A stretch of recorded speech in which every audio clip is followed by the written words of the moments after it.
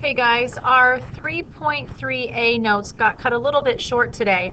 So what I'm going to do is I'm going to record the rest of the examples. You can listen to them at home tonight if you'd like, and that way you'll have tomorrow, the whole time tomorrow, to work on your homework. We will only have about 30 minutes in class, but I thought if you're stuck in your first hour for 3 hours and you're using it as a study hall, then maybe you can listen to the video tonight and then you'll be able to finish your homework in first hour and tomorrow in class and then not have any homework at home. Okay? So we were able to get through example number 2b, where we started talking about relative extrema, relative maximums and relative minimums.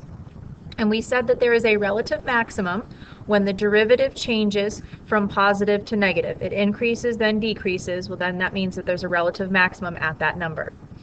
We also talked about relative minimums. We know that there's a relative minimum when the derivative changes from negative to positive. When your function decreases, then increases, there's a relative minimum there. Okay? We don't ever use endpoints as our relative maximum or minimums. Relative maximums, endpoints can only be absolute maximums or minimums. Okay? But if we're just doing relative, then we just have to look for a sign change in our derivative. Okay, so we were able to do example number 2a and b. So let's go ahead and move on to example number 2c. Example number 2c gives us this function here. F of x is equal to 1/2 x minus sine x, and we're on the interval from 0 to 2 pi. Okay, so the first thing that we have to do to find relative maximums and relative minimums is to first find our critical numbers. Remember, critical numbers happen when the derivative equals 0 or when the derivative doesn't exist. So let's start off with our derivative. The derivative of this function would be 1/2. The derivative of sine is cosine. And I'm going to set that derivative equal to 0 to find my critical numbers. Now I've got to solve this equation for x. I'm going to go ahead and move my cosine over by adding it. That's going to give me the equation cosine x equals 1/2. Now this is just a trig equation that we have to solve, and we've got to figure out where does cosine equal 1/2. So think about your unit circle, think about your cosine values, your x values, and where does cosine equal 1/2? You should end up getting at pi over 3 and 5 pi over 3. We're not going to keep going because remember our interval is only from 0 to 2 pi. So we're going to stop there. These are my critical numbers. This is when my derivative equals 0. When I stop, if you're talking about velocity, or when your derivative is constant. Okay? If I want to find my relative maximums or minimums, I then have to figure out what's happening when I'm not stopped. So what's happening in the interval before pi over 3?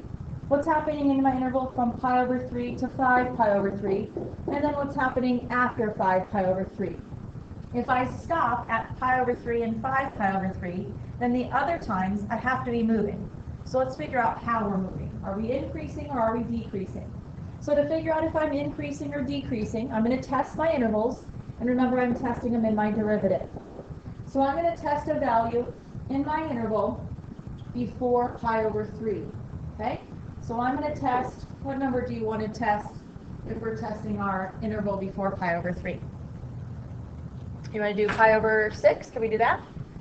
If I test pi over 6 in my derivative function, where is my derivative here? My derivative is here, my 1/2 minus cosine x. So let's plug in pi over 6 into my derivative.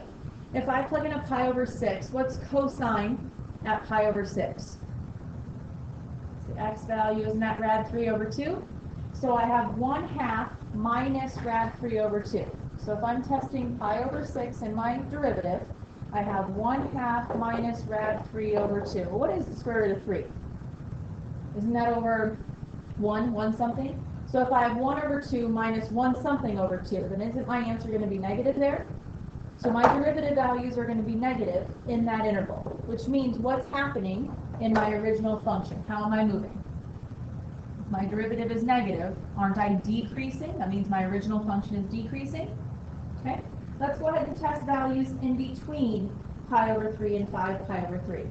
So what's a value in between pi over 3 and 5 pi over 3? Can we just do pi over 2? Can I do that? I'm going to test it in my derivative, remember? So if I plug in pi over 2 into my derivative, I have 1/2 minus, what's cosine at pi over 3?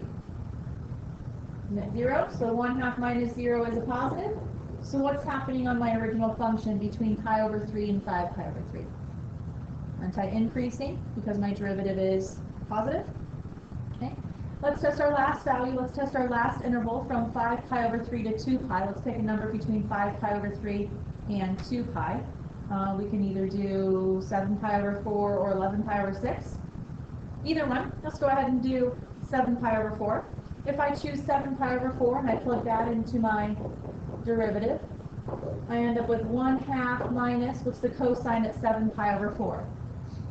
Isn't it positive rad 2 over 2? Okay, so estimating the square root of 2 is a little bit over 1, so I have 1/2 minus 1 something over 2, so I'm going to end up with a negative value. Okay, so my function is doing what from 0 to pi over 3? Is it increasing or decreasing? It is decreasing, right? Then it equals 0, then what is it doing? Then it's increasing, then it equals 0 at 5 pi over 3, then what happens? It's decreasing, right? So if I kind of estimate it by drawing this blue line, what's happening at pi over 3? Is it a relative max or a relative min? Looks like it's a relative min, right? It's a relative min at pi over 3. And why is it a relative min again? If this were an AP question and I asked you to justify or explain, you would say that it's a relative minimum at pi over 3 because the derivative changes from negative to positive. Do we have a relative maximum?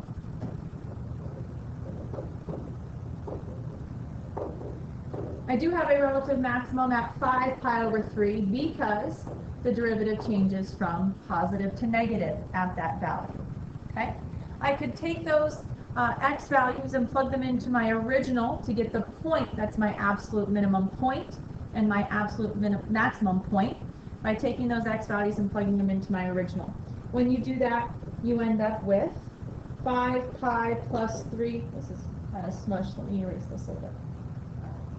You end up getting 5 pi plus 3 rad 3 over 6. That's kind of weird. And oh wait. Come on, wrong answer. That goes with that guy. And this goes with this guy. I plugged it into my original. What was my original? 1/2 x minus sine x. So if I were to plug in my pi over 3, I would have 1/2 times pi over 3 minus sine of pi over 3. So I end up here with pi over 6 minus, what's sine at pi over 3? Sine at pi over 3 is rad 3 over 2. If I want to combine those and get a common denominator, I would need to multiply this by 3, which means I need to multiply this by 3. So then when I condense those, combine like terms, I would get pi minus 3 rad 3 all over 6. That's where I got the y value from. So I did the same thing with the 5 pi over 3 and got a y value, because when they ask for a maximum point and a minimum point, they are points. They're x comma y's. Okay, unless it says specifically only the x value, make sure you get a point for your absolute maximum, or excuse me, your relative maximum or your relative minimum. Okay, so there's example number 2C. Let's go ahead and do D and F. Here's D. Okay, let's go ahead and start with the derivative. Using your chain rule, I'm going to bring the exponent forward. I'm going to keep the inside the same. I'm going to subtract 1 from my exponent, and then I'm going to take the derivative of the inside, which is 2x. I'm going to rewrite this a little bit, taking my 2 and my 2x, making that a 4x on the top, bringing my 3 down to the bottom, and my x squared minus 4 to the 1/3 down to the bottom, making it a positive exponent. Okay, that's my derivative.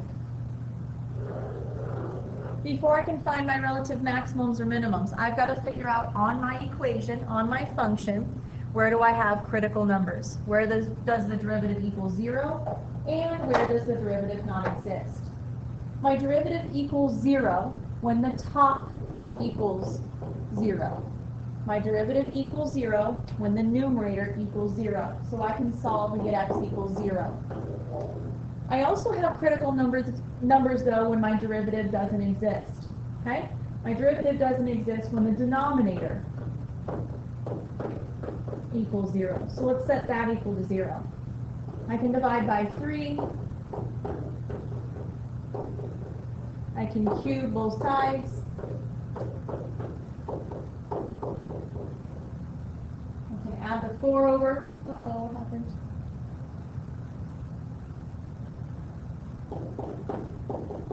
And I get x equals plus and minus 2 because I square root both sides. So I have critical numbers at 0, positive 2, and negative 2. Right? These are my critical numbers. So in order to find my relative maximum or minimums, let's go ahead and test my intervals. I have an interval from negative infinity to negative 2. I have an interval from negative 2 to 0. And I also have an interval from 0 to positive 2. Let's test our intervals. Remember, we're testing them in our derivative. So let's go ahead and test to see where I'm increasing and decreasing, where my derivative is positive or where it is negative. Okay. If I take a negative 3, let's say, and plug it into my derivative, on the top I would have 4 times a negative 3, which is a negative on top. If I plug it into the bottom and I take a negative 3 and I square it, aren't I going to get a positive 9? 9 minus 4 is 5, and it's positive. If I raise it to the 1/3 power, it's still positive. If I multiply it by 3, it's still positive. I end up with a negative divided by a positive, which eventually is going to get me a negative value. What's happening then on my original graph from the interval from negative infinity to negative 2? I'm decreasing, right? Okay, let's look in between negative 2 and 0. Let's test negative 1. If I plug a negative 1 into my derivative, 4 times negative 1 is a negative on top. If I plug in a negative 1 on the bottom, negative 1 squared is positive 1, but 1 minus 4 is negative 3, right? Negative 3 underneath the cube root, really? Negative 3 underneath the cube root is still going to give me a negative value. Negative times a positive 3 is going to give me a negative. I end up getting a negative divided by a negative, which turns into a positive. I'm decreasing. Now I'm increasing. What happens at 1? I get a positive over negative. So a negative right there. What happens at 3, let's say? Positive on top. 3 squared is 9, minus 4 is 5. It's positive. Positive over positive is positive. I'm decreasing. I'm increasing. I'm decreasing. I'm increasing. Do I have a relative minimum?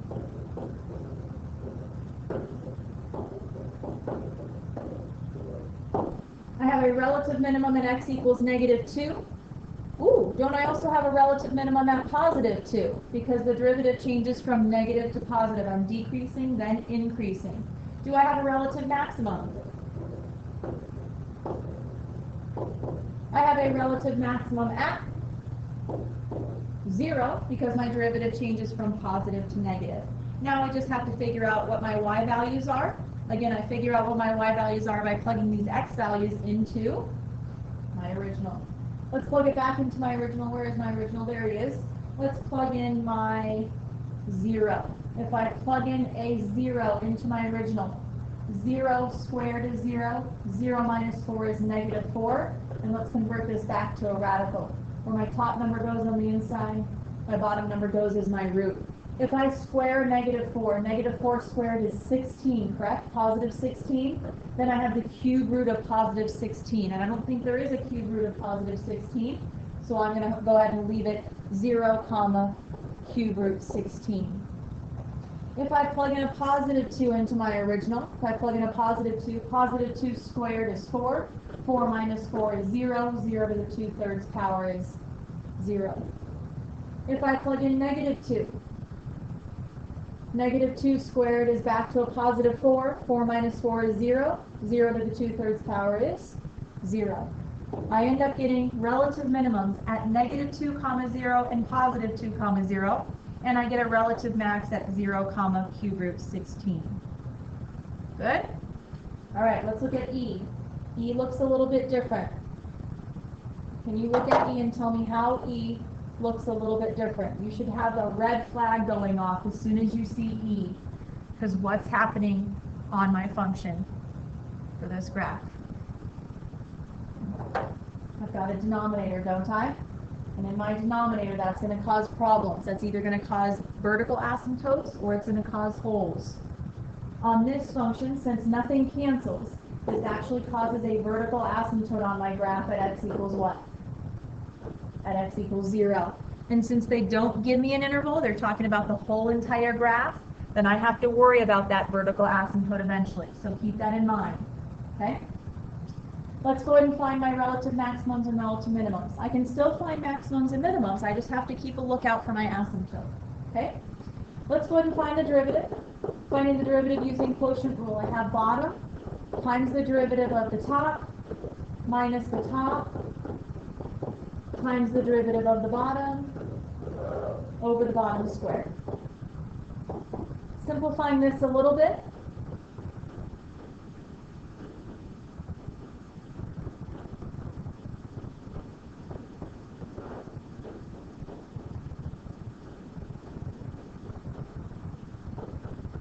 My derivative ends up being 2x to the 5th minus 2x over x to the 4th. That look good? Okay. Finding critical numbers. I find critical numbers by figuring out where the derivative equals 0, which means what part of my derivative equals 0? Top, right? Factored out a 2x. Set it equal to 0, and I got critical numbers at 0, and I got critical numbers at x equals plus or minus 1, right? When I fourth root, can I be a positive or a negative? Okay. I also find critical numbers, though, when the derivative does not exist, which means what part equals 0? The bottom, right? So I end up getting possible critical numbers at x equals 0, which I kind of already had before. It doesn't always work out that way, though. So we have to pay attention to the bottom equaling 0 and the top equaling 0. All right, let's go ahead and do my sign chart. I have intervals from -1, 0, and +1. But remember, what's happening on our graph at x equals 0? Isn't this really a vertical asymptote? Okay, so that's what I like to do in my sign chart. I like to put an actual vertical asymptote in the middle of my graph, so I make sure that I don't call that a relative maximum or a relative minimum, because really, there's nothing going on there. There's an asymptote. There is no value at x equals 0. Okay? But let's test our other intervals into our derivative. When I test my other values into my derivative function, if I plug in a -2, I end up getting a negative value of my derivative. When I test a value in between -1 and 0, let's say -1/2, I end up getting positive values in my derivative. When I test a value between 0 and 1, let's say +1/2, I end up getting negative values in my derivative. And when I test a value just bigger than 1, I end up getting positive values in my derivative. If you're not sure how I got those, please go back and do it yourself so that you understand where I got negatives and positives from. Okay? So now looking at this sign chart, would you say that there is a relative minimum?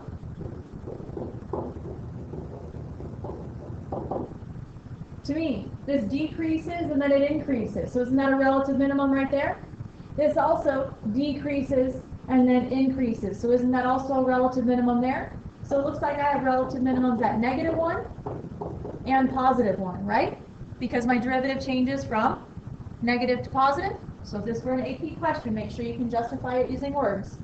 All right, and where do I have a relative maximum? I have a relative maximum when the derivative changes from positive to negative. Right here at x equals 0. Is that a relative maximum? No. What's really happening at 0?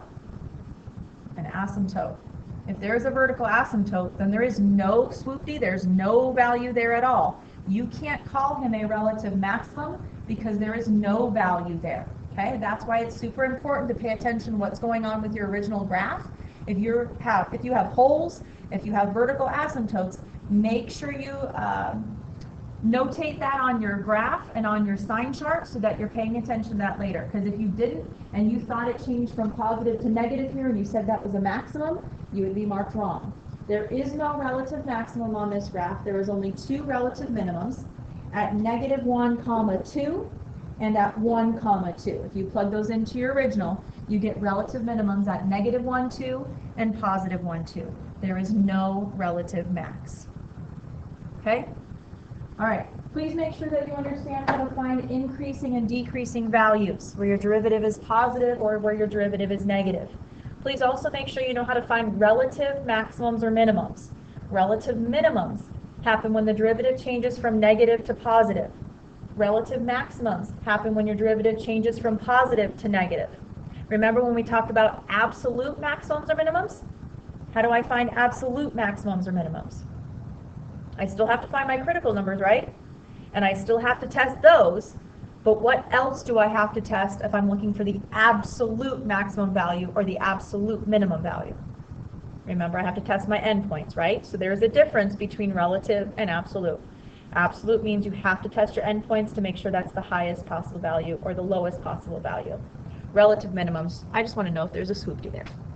Okay? All right, so your homework, if you'd like to get started so that you can work on it tonight and tomorrow during our long extended period, we'll be on page 186. You're doing numbers 1 through 41 odd. We'll have about 30 minutes tomorrow in class that you can ask any questions, that you can finish up your homework, whatever you need to do for 3.3a. Okay? Hope this helps, guys. See you later.